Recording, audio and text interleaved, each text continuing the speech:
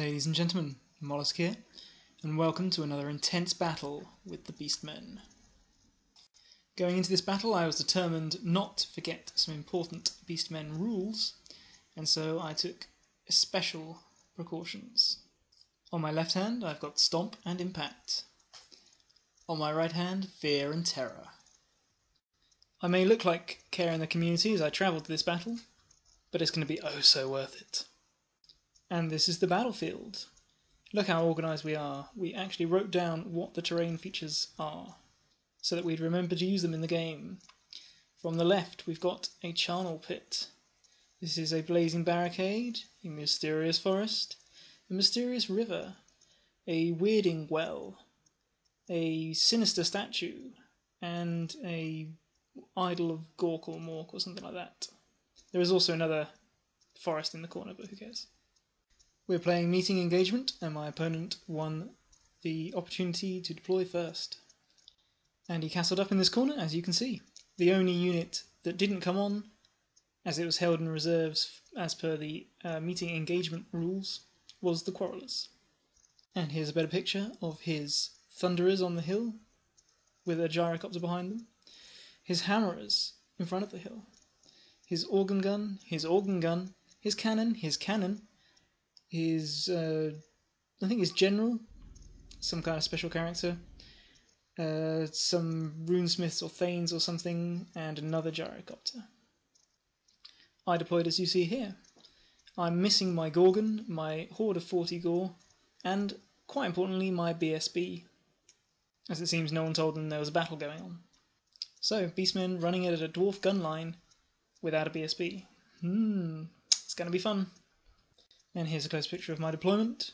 We have Razorgore, Minotaur hiding behind them, big block of Beastherd, and all my characters have been put in there. Another Razorgore, which is a spirit host for the time being, and my Centaur.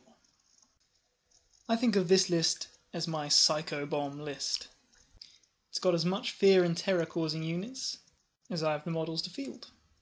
And the point is to protect my goats from failing the fear checks themselves, and have some fun with trying to push the enemy off the table under a deluge of leadership checks. Let's be honest, it's not a particularly efficient use of points, and against dwarves it's terrible. But my opponent is known for his rather sensitive hammerers, and who knows, I could get lucky. I failed to steal the first turn, and so we go into Dwarfs turn 1. The gyrocopters hop about, and nothing else moves. Are you surprised? And it begins. One of the organ guns massacres a rank of my guys, of my Beastherd, and that hurts.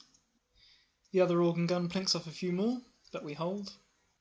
And then I get a bit of luck. There's cannonballs zipping over our heads and bouncing off the Razorgore, along with a hail of bullets, and basically we don't take any wounds.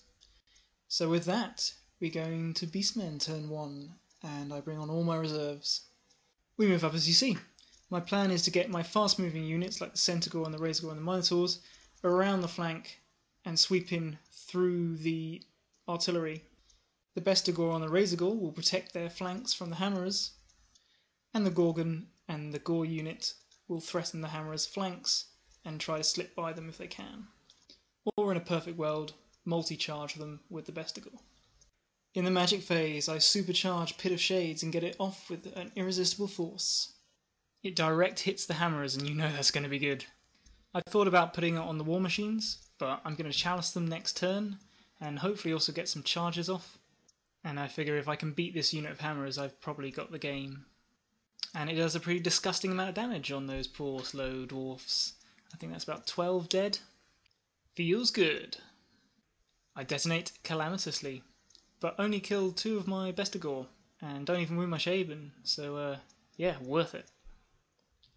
I then proceed to fail to cast Wissen's Wild Form on 3 dice with my level 2, so I guess you can't have it all. In the Dwarf's turn, the Quarrelers remember to come on. They just love to spoil my fun. Other than that, the gyrocopters hop around, one goes over here, and the other one comes up to bubble bath my gore. I pop the Chalice of Dark Rain on his shooting phase, and one of his cannons can't fire. The gyrocopter hoses some gore, The organ guns hose my Vestigor down almost another rank. The Thunderers on the hill take a couple of wounds off the Minotaurs, and the cannon shoots over everyone's heads again. So yeah, liking that chalice. We go into the Beastmen turn, and to be honest, it's a bit of a mess. The Razorgore that was in front of the Vestigor gets the charge on one of the cannons, and that's brilliant. The Spirit Host Razorgore charges the Quarrelers and gets pin-cushioned by stand and shoot. The Centaur line up a easy flank charge on the Quarrelers. They need a 4 and they've got Swift Stride. They get a 4. He's got the Rune of Slowness, and they fail their charge. So with that little surprise out in the open, I feel a bit stuffed. There's no way the Vestigor and the Minotaurs are going to make the charge on the Quarrelers, which is what I wanted. So, knowing whatever I do, I'm going to be eating a storm of lead now. So I play it balls to the wall and move up in their face. They'd better kill us. Back behind the wall, who knows what I'm doing here. I'm trying to keep people out of the bubble of the charnel pit, -1 leadership. Because that Gore unit only has a leadership of 7 because of the Shaman with the Mask of E. And the Gorgon and the Razorgore are just hiding behind the wall because they don't feel like eating 2 organ guns and some Thunderers. And I'm trying to protect the flanks of my other units as they go on their hell for leather charge. Yeah, I've screwed up. In the Dwarf turn, the gyros move up, as you can see. And there's nothing I can do about it. They're too fast for me to get any line of sight for charging on them. It's a waste to allocate spells on them, even if I can. So basically I just ignore them. Maybe in future I need to flank my big blocks with something like my Razorgore or my Gorgon or something. But again, it's a waste to have those models babysitting. So yeah, not really sure how to deal with these guys. In the shooting phase, the gyro flames some Vestigor. And then his friend in the Quarrelers flames them for good measure. He had some kind of item.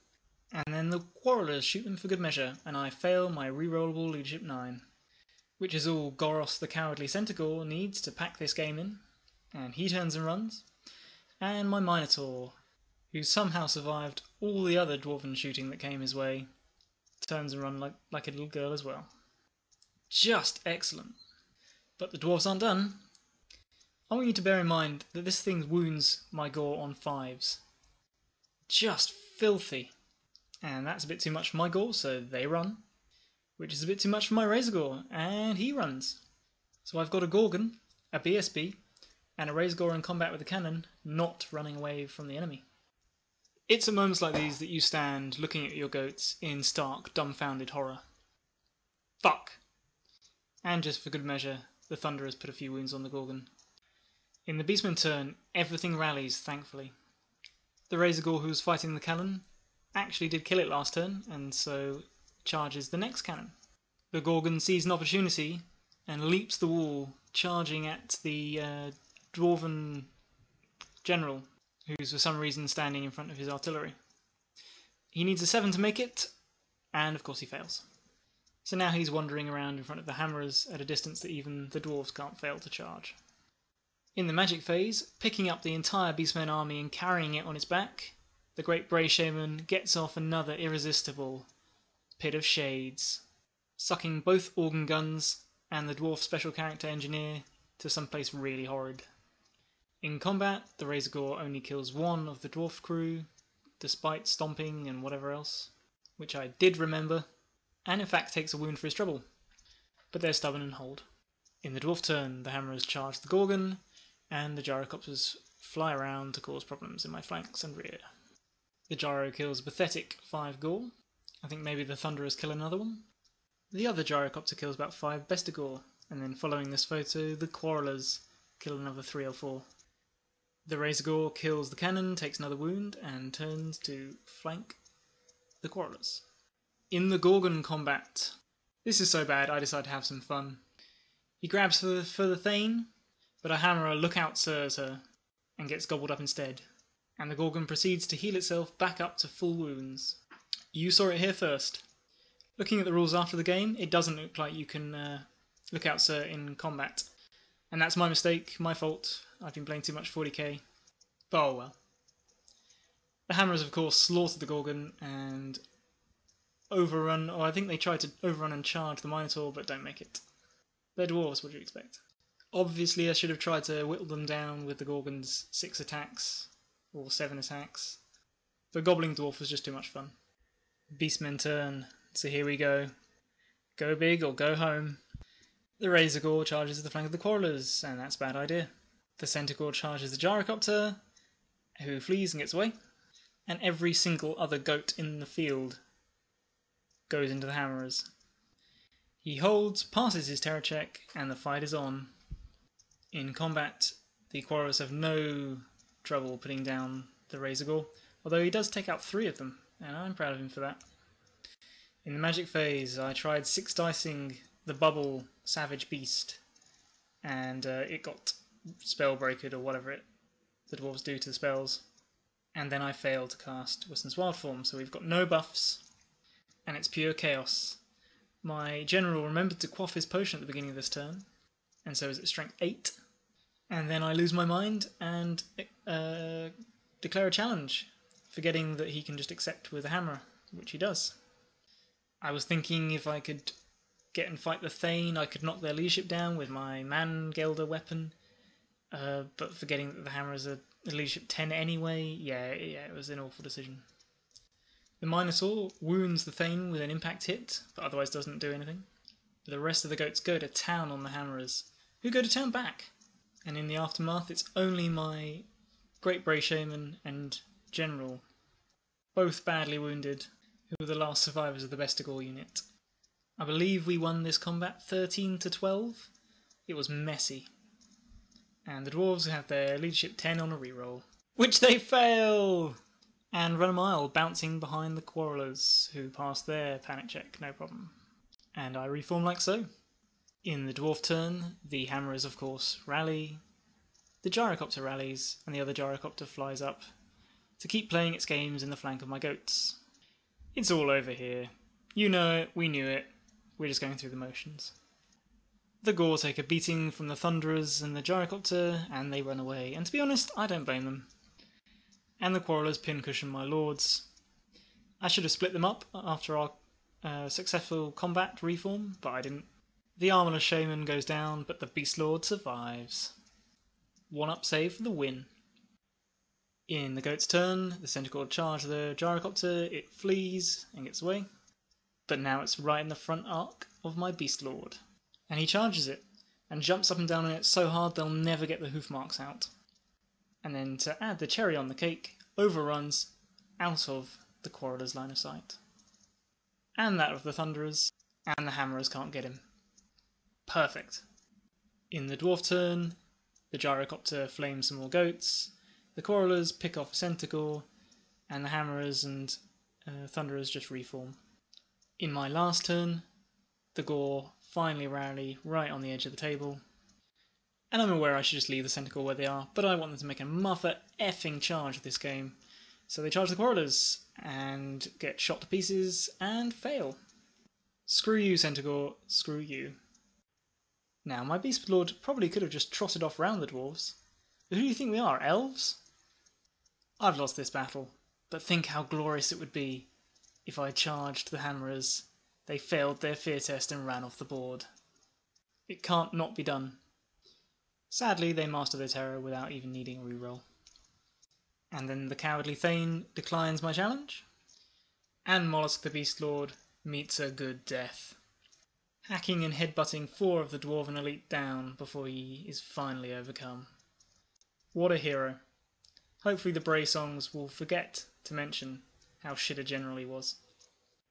And that's the game. Totally outplayed by my opponent, totally brought a knife to a gunfight, and totally had a brilliant time. As always, my opponent was an excellent sparring partner, and he's starting to take failing those rerollable leadership 10 tests in his stride. Yeah, clearly not a Beastmen victory, and I offer my congratulations to my opponent before we check out the scores.